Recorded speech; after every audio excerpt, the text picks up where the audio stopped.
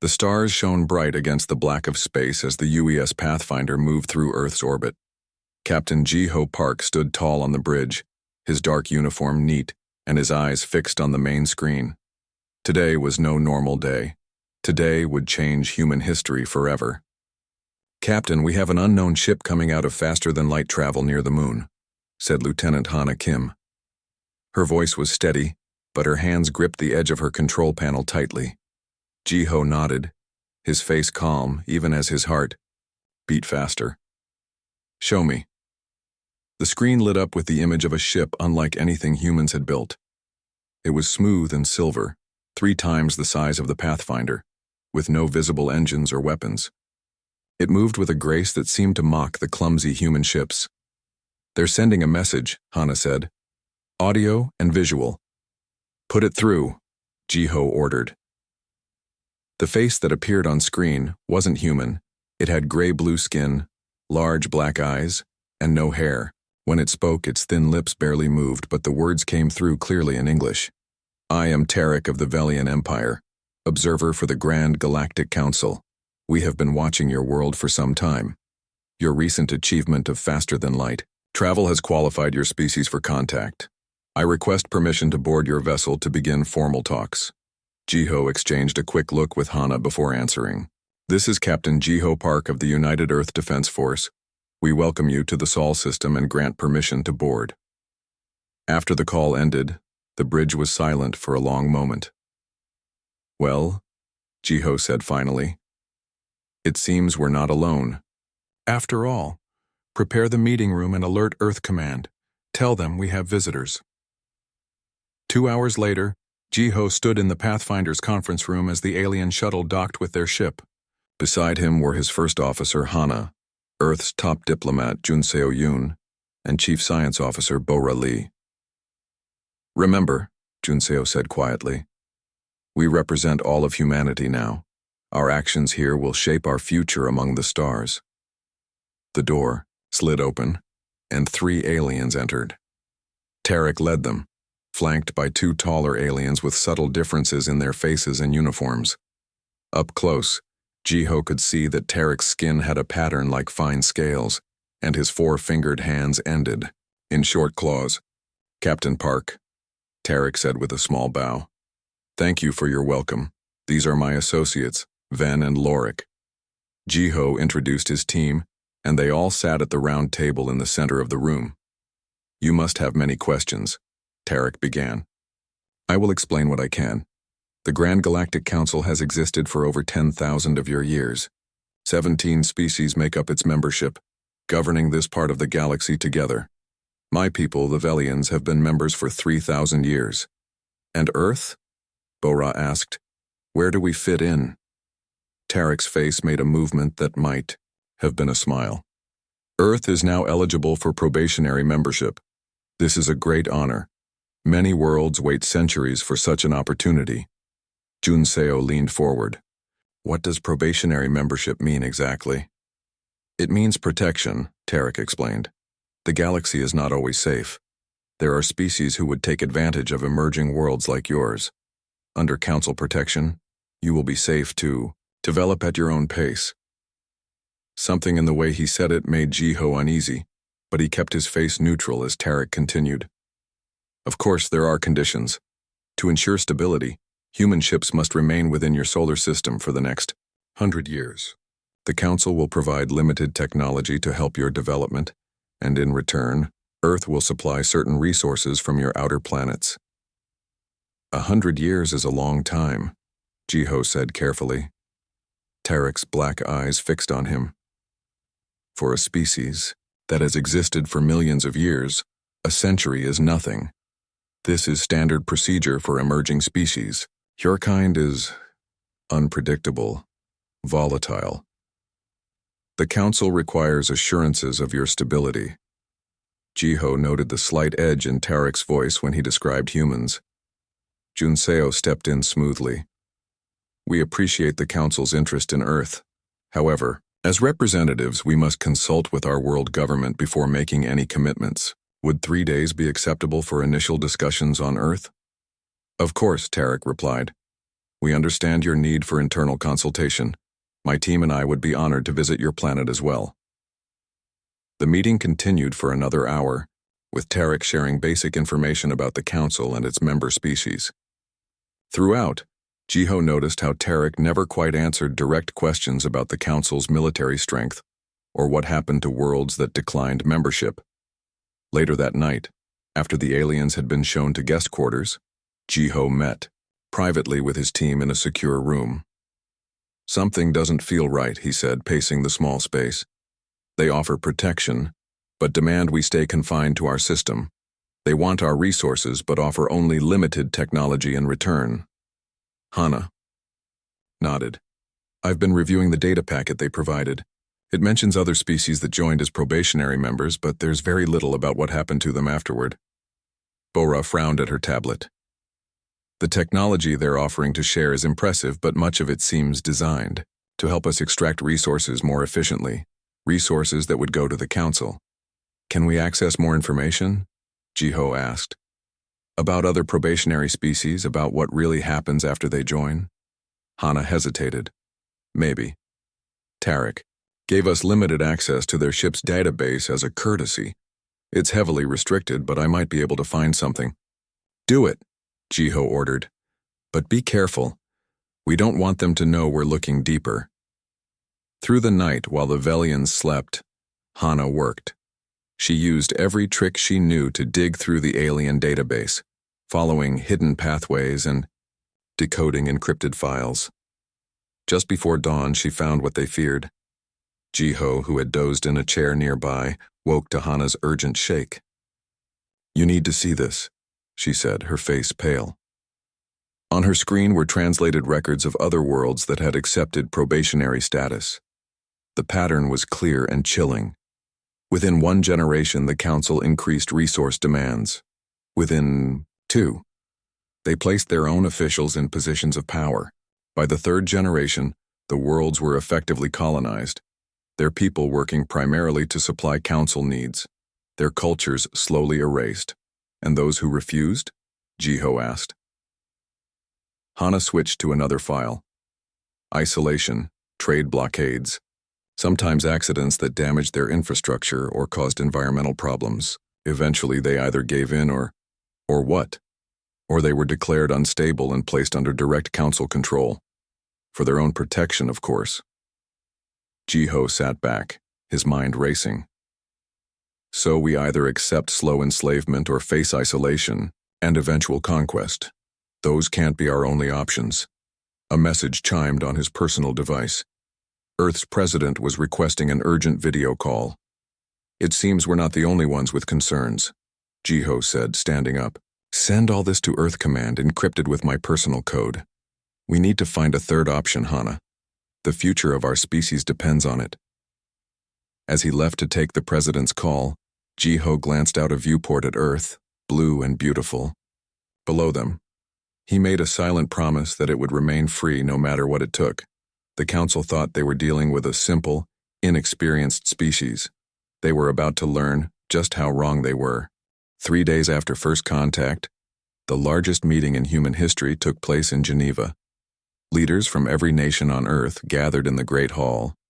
The room buzzed with worried voices as Captain Jiho Park and Lieutenant Hana Kim walked to the front. President Taewon Lee sat at the center table. His gray hair and calm face showed his 63 years, but his eyes were sharp and alert. Next to him sat representatives from the world's most powerful nations. "Captain Park," President Lee said, "please share what you've learned." Jiho stood straight and looked around the room. 3 days ago, we met aliens for the first time. They call themselves the Grand Galactic Council. They offered Earth what they called probationary membership. But what we've discovered shows this is not a good offer. He nodded to Hana, who showed images on the large screen. Lieutenant Kim found hidden files in their database, Jiho continued. Every world that accepted these terms ended up losing their freedom within 3 generations. Their people became workers for the Council, mining resources and serving Council needs. Voices rose in alarm around the room. "And if we refuse?" asked the European Union president. Hana stepped forward. Worlds that refused were cut off. No trade. No help. The Council caused problems for them, food shortages, energy failures, even environmental disasters. Eventually, these worlds either gave in or were taken over by force. The room fell silent as the terrible choice sank in. "So we must either accept slow slavery or quick defeat," said the Chinese premier, his face grim. "Those cannot be our only choices." President Li looked at the military leaders. "What are our chances if we fight?" The global defense chief shook his head. "Based on what we've seen of their ships, very poor. Their technology is centuries ahead of ours. We might damage 1 or 2 ships, but their fleet would overwhelm us." Jiho watched as fear spread across many faces. But then a new voice spoke up. "There is another option." All heads turned to see Chief Scientist Do-Yun Choi walking to the front. He was tall and thin, with quick movements and bright eyes behind simple glasses. "We don't need to accept their terms or fight them directly," Do-Yun said. "We can change the game entirely." He tapped his tablet, and new images appeared on the screen. Complex diagrams and plans. "This is Operation Singularity," he explained. "While the Council thinks we're just talking about their offer, we will make the fastest jump in technology humans have ever made." President Li leaned forward. "Explain." Do-Yun pointed to different parts of his plan. "The Council has advantages in weapons, shields, and space travel. But they've been using the same technology for thousands of years. They advance slowly. Humans are different. We innovate quickly when under pressure." He showed a timeline. "In 1 year, we can develop something they've never seen, something that will make their advantages meaningless." "What kind of technology?" asked the Russian president. "Quantum field manipulation," Do-Yun replied. "Based on theories our scientists have been working on for decades. If we succeed, we could change the basic rules of physics in a small area, making their weapons useless, their shields fail, their ships unable to move." The room filled with doubtful murmurs. "This sounds like science fiction," someone called. "Out." Do-Yun smiled slightly. "So did faster-than-light travel until we achieved it last year. Every great leap seems impossible until it's done." President Li studied the plans carefully. "How sure are you this will work?" "The theory is sound," Do-Yun said. "But we need every resource we have, every top scientist, every advanced lab. Complete secrecy." "And what do we tell the Council in the meantime?" asked the Indian Prime Minister. Jiho stepped forward again. "We tell them we need time. 1 year to prepare our world for such a big change. They're overconfident. They think we have no choice. They'll give us the time because they believe we're just delaying the inevitable." President Li stood up. His voice was steady and strong. "We must vote. The future of our world depends on this decision." One by one, the world leaders voted. Some looked afraid, others determined. But in the end, every vote was the same. Yes. "Then it's decided," President Li announced. "We will buy time while Operation Singularity proceeds in secret. Captain Park, please bring in our visitors." An hour later, Tarek and his team entered the Great Hall. They looked around with curious eyes at the gathered human leaders. President Li welcomed them with a careful smile. "Thank you for your patience, observer. Tariq, Earth's nations have discussed your offer extensively." Tarek nodded. "And your decision?" "We recognize the great opportunity the Council offers," President Li said smoothly. "However, integrating Earth into a galactic society requires careful preparation. We request 1 Earth year to ready our world and our people for this change." Tarek's eyes narrowed slightly. "A year is longer than most species require." "Perhaps," Li replied, "but humans are unpredictable, as you noted. We wish to ensure a smooth transition. We will use this time to begin resource surveys of our outer planets and prepare our population for the new reality." Jiho watched Tarek carefully. Would he see through their plan? After a moment, Tarek's face relaxed. "The Council appreciates thorough preparation. 1 year is acceptable. We will provide basic survey equipment as a sign of good faith. You are most generous, President Lee said with a bow of his head. I will report this to the council, Tarek continued. We will return in 1 year to begin your formal integration. A council delegation will arrive to oversee the process. After the aliens left the hall, President Lee turned to the assembled leaders. Now our real work begins, he said firmly. Every nation must contribute. This is no longer about borders or old rivalries. This is about the survival of our species. 2 weeks later, deep beneath the Antarctic ice, Operation Singularity began. The facility was built inside a mountain, hidden from satellites and surveillance. Power came from new fusion reactors that gave off minimal heat signatures. Do-Yun, Choi stood in the main research center, looking at the hundreds of scientists who had arrived from around the world. The best minds in physics, engineering, computer science, and mathematics, all working together for the first time in history. Many of you have been competitors, Do-Yun said. Some of you have worked in secret for your own countries. But today we work as one team, one human team. He showed them the core of Operation Singularity, a theoretical device that could alter quantum fields in a controlled way. Current science says this is impossible, he admitted. But so was splitting the atom once. So was reaching the moon. So was faster than light travel. Humans have always done the impossible when our survival demanded it. As the scientists broke into teams and began their work, Captain Ji-Ho and Lieutenant Hana arrived with their own team of intelligence officers. We'll gather every bit of information we can about Council technology, Ji-Ho told Do-Yun. Tarek has opened limited communication channels. We'll use them to learn everything possible while appearing to just prepare for integration. Do-Yun nodded. And we'll have 1 year to make a scientific leap that should take decades. 1 year, Hana repeated softly, looking at the busy scientists, to save humanity. Above them, on the surface of Earth, life continued. People went to work, children played, seasons changed. Most knew only that aliens had made contact and negotiations were ongoing. They didn't know that deep beneath the ice, a desperate race against time had begun. The Council had tried to threaten humans. Now they would learn what humans do when backed into a corner. 3 months had passed since the aliens left Earth. Inside the Antarctic base, hundreds of lights stayed on day and night. The scientists worked in shifts, so the research never stopped. Do-Yun Choi walked through the main lab, his tired eyes moving from one workstation to another. Dark circles under his eyes showed he hadn't slept much. Behind him walked Subin Park, the top quantum physics expert. Show me the latest tests, Do-Yun said, stopping at a large glass chamber in the center of the room. Subin tapped on her tablet, and a small device in the chamber began to glow. The air around it seemed to bend and wave like water. We've achieved microscale manipulation, Subin explained. Her eyes were red from lack of sleep, but they shone with excitement. We can change how gravity and light work in a space the size of a baseball. Do-Yun studied the readings on the screen. Can we make it bigger? With the new materials we've developed, yes. But we have a problem with power. It takes too much energy to maintain the field.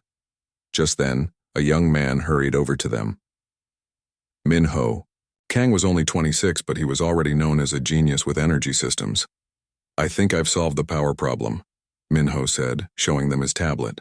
Look at these new calculations. Do-Yun and Subin studied the complex numbers and diagrams.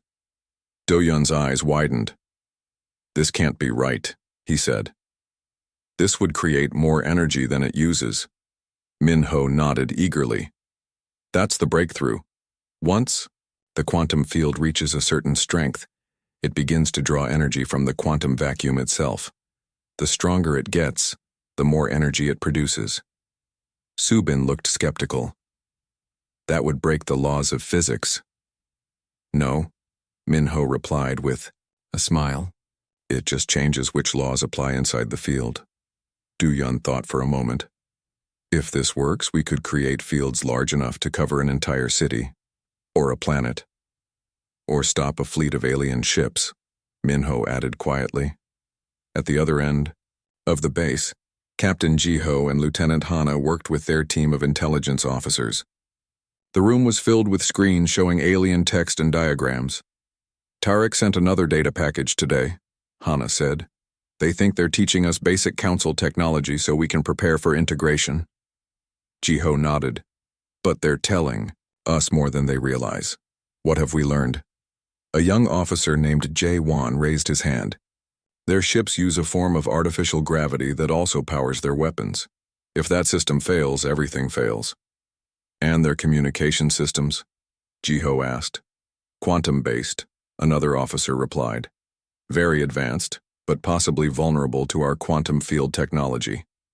Hana pointed to a star map on the main screen. We've also mapped their patrol routes. Their observer ships stay at the edge of our solar system. They're watching, but not closely. They don't think we can do anything significant in just 1 year. Jiho smiled slightly. Their overconfidence is our advantage. A message alert sounded on Jiho's tablet. President Lee wants an update. Let's prepare our report. 5 months into the project, a serious problem arose. The scientists had built a larger version of the quantum field device, but it wasn't working as expected. The field collapses after just 30 seconds. Subin reported during an emergency meeting. We've tried everything. President Lee, who had come to visit the facility, looked concerned. What does this mean for the project? Duyun sighed heavily. It means we've hit a wall. The theory works on a small scale, but something changes when we try to make it bigger. The room fell silent.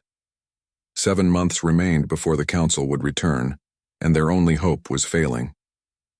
Then a quiet voice spoke up from the back of the room. I think I see the problem. Everyone turned to look at Young Mi-song, a mathematician who had been working on the theoretical models. May I? She asked, walking to the main display. She pulled up complex equations and began to highlight parts of them. We've been thinking about the field as a bubble, expanding outward equally in all directions. But what if we structure it like a crystal instead, with specific points of strength? She showed a new model, where the quantum field formed patterns like a snowflake or a crystal. This would require less energy to maintain and should be more stable, Young Mi explained. The field wouldn't be uniform, but it would be stronger, where it matters most. Duyun studied the new model carefully. This could work. We'd need to completely rebuild the emitters, but the principle is sound. How long would that take? President Lee asked. At least 2 months, Duyun admitted. But if it works, we'll still have time to build the full-scale version before the council returns. President Lee nodded. Then do it. Earth is counting on you all. The next 2 months were the hardest. The scientists had to start over in many ways, building new equipment based on Young Mi's crystal field model. Some began to doubt they would finish in time. Tempers flared as exhaustion set in. One night, when most people were sleeping, Jiho found Do-Yun alone in the lab, staring at a failed test. You should rest, Jiho said. Do-Yun shook his head. There's no time. 7 months gone, 5 left. If we fail, we won't fail, Jiho said firmly. Humans have always found a way when our backs are against the wall. Do-Yun looked up with tired eyes. Did you know that before this project, many of these scientists wouldn't even share their research with each other? Countries kept their best. Work secret, afraid others would get ahead. Jiho nodded. And now? Now they work side by side, sharing everything. The threat of aliens did what nothing else could. It united us. The breakthrough came in the 7th month. Subin burst into the command center during the night shift, her hands shaking with excitement. It works, she cried. The crystal field is stable. Within minutes, the main lab was filled with people despite the late hour. They gathered around the test chamber where a beautiful pattern of light hovered in the air, shifting like a living thing. How big can we make it? President Lee asked. He had returned for this critical test. Based on these results, Minho said, checking his calculations, we could create a field large enough to cover Earth and extend to the orbit of the moon, maybe farther. And what would it do to the council ships? Jiho asked. Subin smiled. Inside our field, their technology would follow our rules. We could turn their artificial gravity off or on, make their weapons fire backwards, prevent their faster-than-light drives from working. President Lee looked at the shimmering field with wonder. You've done it. Now we need to build enough emitters to protect Earth before the Council returns. We'll need to hide them, Jiho said. Place them on satellites, the moon, and strategic points on Earth. Make them look like normal equipment so the Council doesn't suspect anything. Yun nodded. We also need to train operators. This technology is powerful but delicate. Using it wrong could have serious consequences. 5 months to build and deploy the system, President Lee said. Can we do it? Yun looked around at the tired but determined faces of his team. Yes, Mr. President, we can do it. As the meeting ended, Hana approached Jiho. Do you think the Council has any idea what we're doing? Jiho shook his head. They believe they've seen this story play out many times before. A young species facing the choice between submission or destruction. They expect us to choose submission. They don't understand humans very well, do they? Hana said with a small smile. No, Jiho agreed. And that will be their biggest mistake. Outside the hidden base, winter was ending in Antarctica. The long, dark days were giving way to light. Inside, humanity's brightest minds continued their race against time, building a technology that would change the balance of power in the galaxy forever. 1 year had passed since first contact. The morning sky over Geneva was clear blue as President Tae-Wan Lee stood at the window of the United Earth Government building. He looked calm, but his hands were tight behind his back. Mr. President, said his aide, they're here. On screens around the world, people watched as 5 massive alien ships entered Earth's orbit. Unlike Tarek's single observer ship from a year ago, these were clearly warships, dark, angular, and bristling with weapons. So much for peaceful integration, President Lee said quietly. Are our systems ready? Captain Jiho Park nodded. All quantum field emitters are in place and hidden. 200 satellites, 50 ground stations, and 20 moon bases. Each looks like normal equipment or research stations. And our operators? Trained and standing by, Lieutenant Hana Kim replied. They're connected through the secure network. They can activate the system on your command. President Lee took a deep breath. Very well, let's greet our visitors. 2 hours later, the Great Hall in Geneva was filled again with world leaders. This time they sat facing a new alien delegation. The leader was not Tarek, but a tall reptilian being with dark green scales and yellow eyes. 4 armed guards stood behind him. I am Ambassador Kresh, the reptilian announced, his voice deep and harsh. I represent the Grand Galactic Council. Your probationary period begins today. President Lee stood and bowed slightly. Ambassador, welcome to Earth. I am President Tae-Wan Lee of the United Earth Government. Kresh did not return the bow. Your preparation time is over. We will now begin integration. Your military vessels will be dismantled. Council administrators will oversee resource extraction on your outer planets. His yellow eyes scanned the room. Compliance is mandatory. A murmur of anger moved through the human leaders. But President Lee raised his hand for calm. Ambassador Kresh, he said, his voice steady. Humanity has carefully considered the Council's offer over the past year. We've prepared a response that I believe addresses the concerns of all parties. He nodded to his aide, who distributed data tablets to the alien delegation. This is our counter-proposal, President Lee continued. The Treaty of Sol. Earth will join the Galactic Council not as a probationary member, but as a full and equal partner, effective immediately. Kresh looked at the tablet, then made a harsh sound that might have been a laugh. You are in no position to make demands, human, he said. Your species has barely mastered basic space travel. The terms are not negotiable. I believe you'll find our technological assessment is outdated, Lee replied calmly. He tapped a hidden button on his own tablet. Around the solar system, in space and on Earth, 200 quantum field emitters activated at once. They created a network of overlapping crystal-patterned fields that covered Earth and extended beyond the orbit of the Moon. On Kresh's ship, in orbit, alarms began to sound. On the bridge of the Council flagship, an alien officer rushed to Kresh's second-in-command.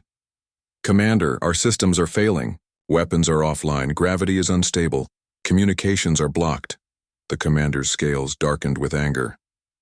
"What is happening? Scan for attacks." "We can't detect anything," the officer replied, panic in his voice. "But the laws of physics seem to be changing around us." In the great hall, Kresh's communicator buzzed urgently. He listened, his yellow eyes growing wider. Then he glared at President Lee. "What have you done?" he demanded. President Lee remained calm. "We've adjusted the physical constants within this region of space. Your technology now operates under different rules we control." To demonstrate, he nodded to Jiho. The captain sent a signal, and Earth's orbital defense platforms fired synchronized pulses of energy. The beams visibly curved around the alien ships in orbit, then dissipated harmlessly. "We could have targeted your ships directly," Lee noted. "Instead, we're showing you what we can do. The Treaty of Saul acknowledges humanity's right to exist free from external control, while establishing fair trade and cultural exchange with the Council." Kresh's scales flushed dark with rage. "The Council will never accept this. We have enforced our integration protocol for 10,000 years. "The Council will accept it," Jiho said, stepping forward. "Because the alternative is to discover what other fundamental forces humans have learned to manipulate." Hana added, "We've studied your technology extensively. Your ships currently cannot use their faster-than-light drives. They cannot fire weapons. They cannot even leave our solar system without our permission." "This is impossible," Kresh hissed. "No species could develop such technology in a single year." "Yet here we are," President Lee said simply. "Now shall we discuss the Treaty of Saul as equals? Or would you prefer a demonstration of what happens when we increase the strength of our quantum field?" The negotiation lasted 3 days. Kresh argued, threatened, and finally bargained. Other council representatives joined by emergency communication once the humans allowed a narrow channel through their quantum field. On the final day, Kresh sat across from President Lee, looking tired and defeated. "The Council has authorized me to negotiate preliminary terms," he said stiffly. "We will consider Earth's special status." "Excellent," President Lee replied. "Here are our non-negotiable points. Earth remains sovereign. No Council forces in our system without permission. Fair payment for any resources we choose to trade. And full membership in the Council with equal voting rights." "Such terms are unprecedented," Kresh said. Du Yun Choi, who had joined the negotiation team, smiled slightly. "So is our technology. And we're happy to share it with the Council, once our position is secure." Kresh's eyes narrowed. "Share it?" "Of course," President Lee said. "Humanity does not seek dominance, we seek partnership. Our quantum field technology has many peaceful applications. Clean energy, improved medicine, faster space travel. We offer this knowledge to all Council races with conditions." "What conditions?" Kresh asked suspiciously. "The predatory integration." "Practices end," Hana said firmly. "Not just for Earth, but for all emerging species." Kresh was silent for a long moment. Then he nodded slowly. "I will take this proposal to the full Council. They will need to vote on such a significant change to our protocols." "We understand," President Lee said. "How long will that take?" "The Council must meet in person for such important matters. 3 of your months." "Very well. Until then, your ships may remain in orbit as guests, not as enforcers. We will maintain our quantum field at low power, enough to ensure our security but not enough to cause discomfort for your crews." After Kresh left to communicate with his fleet, Jiho turned to President Lee. "Do you think they'll honor this agreement?" "Some will want to," Lee replied. "Others will search for ways around our technology. But we've changed the balance of power, and they know it." Du Yun looked thoughtful. "They'll try to understand how our quantum field works. They'll send scientists and spies." "Let them try," Hana said. "By the time they figure it out, we'll have developed it even further." President Lee gazed out the window at the afternoon sky, where the alien ships were visible as tiny points of Light. For thousands of years, the Council has encountered species who could only submit or fight hopelessly. We gave them a third option. We showed them innovation. Jiho nodded. The question now is how the rest of the galaxy will respond. We'll find out in 3 months, Lee said. In the meantime, we should prepare for our new role in the galaxy. One way or another, humanity's isolation has ended. Outside the Council, ships hung motionless, unable to threaten Earth but unwilling to leave. On the ground, people around the world celebrated. The news had spread quickly. Humans had stood up to the galaxy's greatest power and won. Inside the Great Hall, Earth's leaders began planning for a future none of them had imagined a year ago. A future where humans would walk among the stars not as servants, but as equals. 3 months after what people now called the Sol Ultimatum, Captain Jiho Park and Lieutenant Hana Kim stood in a ship unlike any humans had built before. The UES Unity was Earth's first diplomatic vessel, designed to carry representatives to the heart of the galactic civilization. Are you nervous? Hana asked as they prepared to leave Earth's orbit. Jiho straightened his new formal uniform. A little. We're about to be the first humans to see the Council homeworld. President Lee had appointed Jiho as Earth's military attaché, and Hana as the assistant to Ambassador Yoon. They would join Earth's diplomatic team at the full Council meeting on Centralis Prime. I still can't believe they agreed to give us 3 seats on the Council, Hana said. They didn't have much choice, Jiho replied.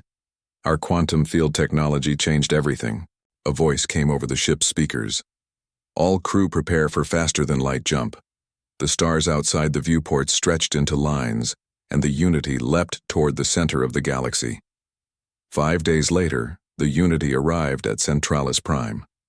The planet was a shining jewel of a world, with great cities that gleamed like silver under its golden sun. Thousands of ships from different worlds moved in careful patterns around it. As their ship approached, Hana gasped at the view. It's beautiful. And old, Jiho noted, looking at the information on his screen. Their records say the first cities were built over 15,000 years ago. The Unity was directed to a docking bay near the massive council tower that rose from the center of the capital city. As they stepped off their ship, Jiho and Hana joined Ambassador Junseo Yoon and the rest of Earth's delegation. Remember, Ambassador Yoon told them quietly, many council members are still angry about what happened. They see our technology as a threat to their power. Stay calm no matter what they say. They walked through grand halls made of materials that seemed to glow from within. Aliens of many different forms moved around them, some with extra limbs, unusual skin colors or body shapes humans had never imagined. Many stopped to stare at the humans with expressions that ranged from curious to hostile. We're the newest members, Hana whispered, and the only ones who forced our way in. The Council chamber was a vast circular room with a domed ceiling that showed the stars and galaxies in real time. 17 great seats arranged in a circle represented the ruling species of the Council. Now, 3 new seats had been added for Earth. As the humans entered, the chamber fell silent. Hundreds of aliens from all the Council races watched from tiered seating around the walls. Some whispered to each other, pointing at the humans. The Council Elder, a being whose body seemed made of light and mist, spoke first. This special session will address the admission of humans to the Council and the ratification of the Treaty of Sol, the Elder announced, its voice seeming to come from everywhere at once. Ambassador Kresh, representing the Reptari Confederation, stood immediately. His scales were dark with anger. I must protest this unprecedented situation, he hissed. These humans have existed in space for barely a generation. They bypassed our sacred integration protocols through trickery and threats. Murmurs of agreement came from several council members. Ambassador Yoon rose calmly. With respect, the protocols you call sacred have been used to subjugate emerging species for millennia. We reviewed the records of dozens of worlds that accepted probationary status. All became little more than resource colonies for the Council. That is the natural order, said another council member, a being with 6 arms and blue crystalline skin. Young species require guidance, structure, control. Ji-ho stood, though Ambassador Yoon had not planned for him to speak. Is that why the council has advanced so little in the past 1,000 years? Because you believe control is more important than innovation? The chamber erupted in angry shouts and arguments. The council elder raised its glowing arms, and silence returned. Captain Park speaks boldly, the elder said, but not without cause. Our records show minimal technological advancement in recent millennia. The human quantum field technology represents the greatest innovation any species has produced in over 2,000 years. A new voice joined the debate. A small alien with 4 eyes and green skin. I am curious how humans developed such technology in a single year, when our greatest scientists say it should be impossible. Hana stood. Because you told us we had 1 year to live as a free species. Necessity drove us to achieve what normally might have taken decades. Your kind is dangerous, Kresh insisted. Unpredictable. If this technology spreads, it could destabilize the entire galactic order. The order you created and control, Ambassador Yoon replied evenly. An order that benefits the 17 council races while keeping others dependent and weak. The debate continued for hours. Some council members feared the humans. Others saw opportunity in alliance with such innovative beings. Still others seemed curious, even impressed by what humans had achieved. Finally, the council elder called for a vote on the Treaty of Sol. One by one, each council member registered their decision.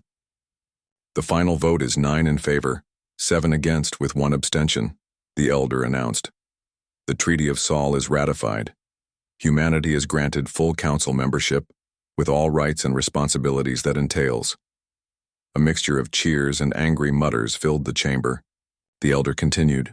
Furthermore, a commission will be established to reform the integration protocols for new species, with human representatives included.